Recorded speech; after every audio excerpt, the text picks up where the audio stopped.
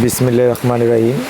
আজকে আপনাদের সামনে আসলাম কুমিল্লা দক্ষিণ জেলা নাঙ্গলকোট উপজেলার কয়েকটি অঞ্চলে পানি প্রবাহিত হয়েছে।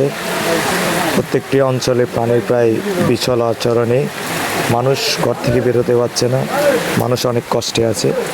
আমরা এখানে ইতিমধ্যে যেখানে আছি এটা হচ্ছে আমাদের কুমিল্লা নাঙ্গলকোটে একটি গ্রাম, যে গ্রামটির নাম হচ্ছে পানকরা। এখানে প্রায় ওইদিকেই একটা পানির বাঁধ ছিল, ওইটা তারা বেঁধে রেখেছে, তার জন্য পানি নিষ্কাশন হচ্ছে না। এখানে প্রায় অর্ধ শতাধিক মানুষ পানির সাথে আজকে মোকাবেলা করতেছে বৃষ্টিপাত ভারী হওয়ার কারণে। তো আমি আপনাদের কাছে একটি অধ্যত্ত আহ্বান রাখবো যে আমাদের নাঙ্গলকোটের মানুষের জন্য সবাই দোয়া করবেন। বিসমিল্লাহির রহমানির রহিম। আমি আপনাদেরকে বলতে চাই, আমাদের জেলা প্রশাসন এবং আমাদের নাঙ্গলকোট উপজেলার সকল জেলা প্রশাসনের প্রতি আহ্বান রাখবো যে আমাদের নাঙ্গলকোটের প্রত্যেকটি অঞ্চল, প্রত্যেকটি এলাকা, প্রত্যেকটি মহল্লায় আপনারা ঘুরে ঘুরে তাদের খোঁজখবর রাখেন। আমাদের নাঙ্গলকোটে প্রায় অনেক অঞ্চলে পানি উঠে গেছে, তো আপনারা সবাই আমাদের জন্য দোয়া করবেন। এবং তার সাথে আমাদের পার্শ্ববর্তী নোয়াখালী সহ অনেক অনেক এলাকা আছে, তাদের জন্য দোয়া করবেন এবং তাদের পাশে থাকবেন, তাদের জন্য দোয়া রইল। এবং আমি বলতে চাই আরও, আমাদের এখানে যেন রাস্তার গাড়ি চলাচল করতেও খুব কষ্ট হচ্ছে, মানুষ চলাচল করতে খুব কষ্ট হচ্ছে।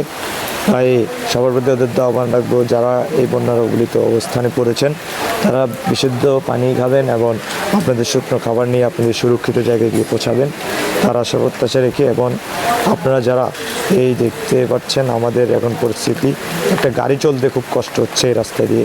এখানে প্রায় অর্ধ শতাধিক ফ্যামিলি আছে, এখানে পানির লাইন ছিল, এটাকে নষ্ট করে ফেলেছে ওরা।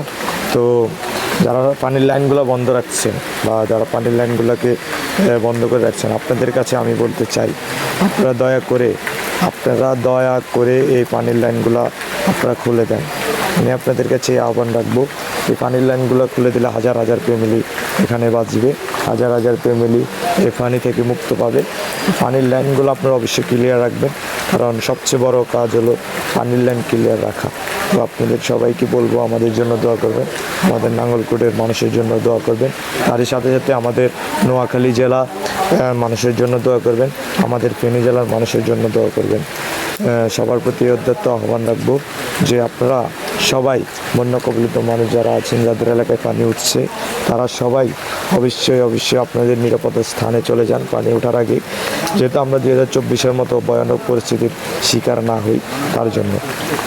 আমি সবার প্রতি উদ্যত আহ্বান রাখবো যে আপনারা সবাই মিলে দুই হাত তুলে ক্ষমা চাই। আপনারা সবাই যার যার অবস্থান থেকে আপনারা আপনাদের নিরাপদ অবস্থানে চলে যান।